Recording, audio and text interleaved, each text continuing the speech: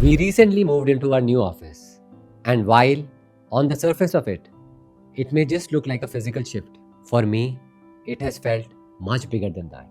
Of course, there is excitement, happiness, and pride. Whenever you build something new for your team, it naturally feels special. But after spending some time in this new space, I realized that what changed is not just the office.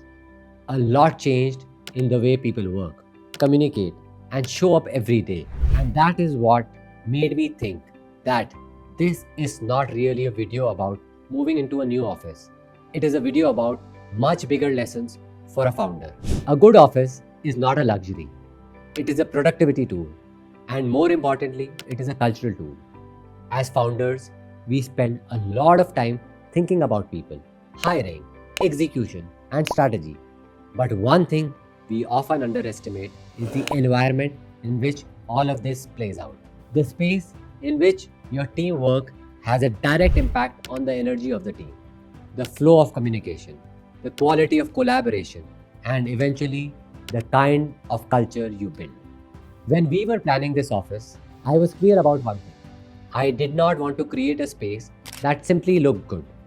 I wanted to create a space where people feel they belong, a place that motivates people to show up, a place where they can do best work, communicate better, collaborate, and feel part of something larger. And after moving in, a few things became very visible. The first thing was natural light. This office has a lot more natural light than our older one. And it may sound like a small detail, but difference it makes is huge. People feel more energetic. The spaces feel more alive. When people work in bright, open, naturally lit environment, their mood changes, their attention improves, and even their willingness to engage becomes better. It has a very direct impact on focus and productivity. The second thing is the flow of information. Earlier, when teams were physically separated or spread out, communication was very slow. Information was delayed. Decision making was fragmented. But now, with everyone on the same floor, there is so much more visibility. People know what others are working on. Questions get answered faster. Decisions move quicker. And that naturally improves both the speed and the quality of work. The third thing is collaboration. We consciously designed multiple collaborative zones in the office because not all work happens sitting silently at a desk. A lot of good work comes from quick discussion, spontaneous problem solving, and just being able to turn to someone and think through something together. When the space allows that, communication becomes smoother and teams become more connected. Now, if I step back from these observations, I think there are three leadership lessons here for founders. The first is that good office fosters company culture and collaboration. Culture is not built only through values written on the wall. It is built through repeated daily interactions. It is built in how people speak to each other, how quickly they solve problems together, how often they see each other working hard, and how naturally respect gets built. Shared spaces create these moments, and over time, these moments become culture.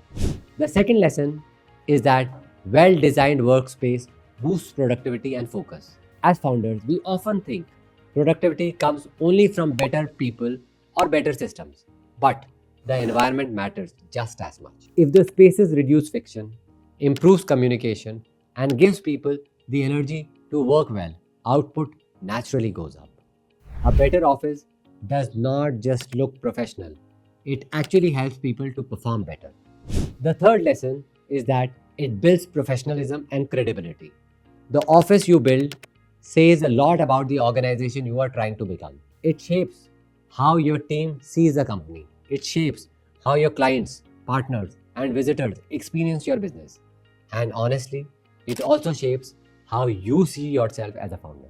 A thoughtful office sends a signal that you are serious about the work, serious about the people, serious about building for the long term. Now, I also want to say this in a balanced way. I know the world has changed. Remote work has taken place.